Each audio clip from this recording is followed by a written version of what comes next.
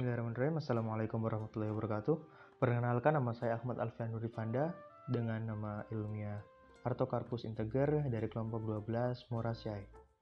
Di sini saya akan menjelaskan sedikit dari esai saya yang berjudul Pemanfaatan Tandan Kosong Kelapa Sawit sebagai Pupuk Organik. Indonesia merupakan salah satu penghasil kelapa sawit terbesar di dunia yang diekspor ke luar negeri. Salah satu daerah dengan menyumbang kelapa sawit terbesar bagi Indonesia adalah Pulau Kalimantan. Mayoritas masyarakat Kalimantan Timur adalah penghasil perkebunan kelapa sawit. Saat ini, kelapa sawit Indonesia telah berkembang menjadi bagian yang paling penting di dunia. Dalam hal produksi minyak sawit, Indonesia saat ini menjadi nomor 1 dan telah mengalahkan Malaysia. Dari 64 juta ton produksi sawit dunia, Indonesia menyumbang lebih dari setengahnya, yaitu 35 juta ton. Indonesia menyumbang 54% dari produksi minyak sawit di dunia. Kelapa sawit tidak hanya telah menjelma menjadi penyumbang paling penting devisa negara dari nilai ekspor yang terus meningkat, namun juga menjadi penggerak perekonomian wilayah, menyerap tenaga kerja, dan mengentaskan kemiskinan di pedesaan. Kelapa sawit memiliki beberapa manfaat, yaitu sebagai bahan baku pembuatan minyak goreng, bahan kosmetik, dan lain-lain. Sebelum diolah menjadi berbagai macam produk, kelapa sawit harus diolah terlebih dahulu menjadi minyak mentah di pabrik khusus pengolahan kelapa sawit. Dari hasil pengolahan ini dihasilkan pula sisa dari pengolahan kelapa sawit berupa limbah cair dan limbah padat atau sering disebut pula tandan kosong kelapa sawit. Namun, di balik manfaat dan kelebihan kelapa sawit Indonesia, ternyata ada satu permasalahan, yaitu pengelolaan limbah hasil olahan kelapa sawit masih belum maksimal, sehingga menyebabkan pencemaran dan mengganggu masyarakat sekitar. Untuk pengolahan tankos sendiri, pabrik-pabrik biasanya hanya membuang begitu saja tankos tersebut di sembarang tempat. Tankos yang busuk dan mudah terbakar tentu saja mengganggu masyarakat sekitar.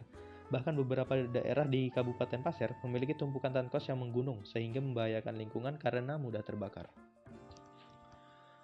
Namun selain merugikan, tankos ternyata juga bisa bermanfaat bagi para petani sawit. Salah satunya dijadikan media pertumbuhan tanaman karena di dalam tankos mengandung kadar karbon dan nitrogen yang cukup tinggi sehingga sangat baik bagi pertumbuhan tanaman. Tandan kosong kelapa sawit sendiri merupakan sumber bahan organik yang kaya unsur hara, nitrogen, fosfor, kalium, dan magnesium. Jumlah tandan kosong kelapa sawit diperkirakan sebanyak 23% dari jumlah tandan buah segar yang diolah. Dalam setiap ton tandan kosong kelapa sawit mengandung hara, nitrogen 1,5%, fosfor 0,5%, kalium 7,3%, dan magnesium 0,9% yang dapat digunakan sebagai substitusi pupuk pada tanaman kelapa sawit. Ketersediaan tandan kosong kelapa sawit di lapangan cukup besar dengan peningkatan jumlah dan kapasitas pabrik kelapa sawit untuk menyerap tandan buah segar yang dihasilkan. Pada saat ini, tandan kosong kelapa sawit digunakan sebagai bahan organik bagi penanaman kelapa sawit, secara langsung maupun tidak langsung. Pemanfaatan secara langsung ialah dengan menggunakan tandan kosong sebagai mulsa, sedangkan secara tidak langsung dengan mengomposkan terlebih dahulu sebelum digunakan sebagai pupuk organik. Bagaimanapun juga, pengembalian bahan organik kelapa sawit ke tanah akan menjaga kelestarian kandungan bahan organik lahan kelapa sawit dan kandungan hara dalam tanah. Selain itu, pengembalian bahan organik ke tanah akan mempengaruhi populasi mikroba tanah secara langsung dan tidak langsung akan mempengaruhi kesehatan dan kualitas tanah. Namun sebelum digunakan, tandan kosong kelapa sawit baiknya diproses dengan baik agar mendapatkan hasil yang maksimal. Ini merupakan proses tidak langsung dalam pemanfaatan tandan kosong kelapa sawit.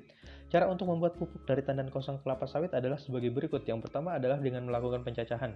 Yang kedua dengan inokulasi, atau menambahkan bahan-bahan kondisioner seperti kotoran ternak, bioaktivator, dan lain-lain. Lalu yang ketiga ada inkubasi, dan yang ketiga pembalikan dan penyiraman. Yang terakhir panen kompos. Manfaat lainnya dari tandan kosong kelapa sawit adalah dapat menahan dan mengurangi pengekiasan tanah oleh pergerakan air hujan pada lahan yang memiliki kemiringan yang curam dan dapat menekan pertumbuhan gulma yang tumbuh di sekitar tanaman sawit.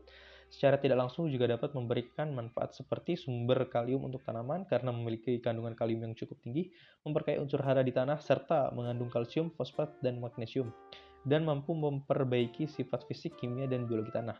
Maka dari itu, masyarakat dan perusahaan selaku pengelola kelapa sawit, serta pemerintah juga mungkin harus mulai dapat menggunakan pupuk dari tandan kosong kelapa sawit sebagai upaya dalam menjaga lingkungan dan agar masyarakat nyaman dari dampak negatif yang dihasilkan oleh tandan kosong kelapa sawit. Terima kasih, sekian dari saya. Assalamualaikum warahmatullahi wabarakatuh.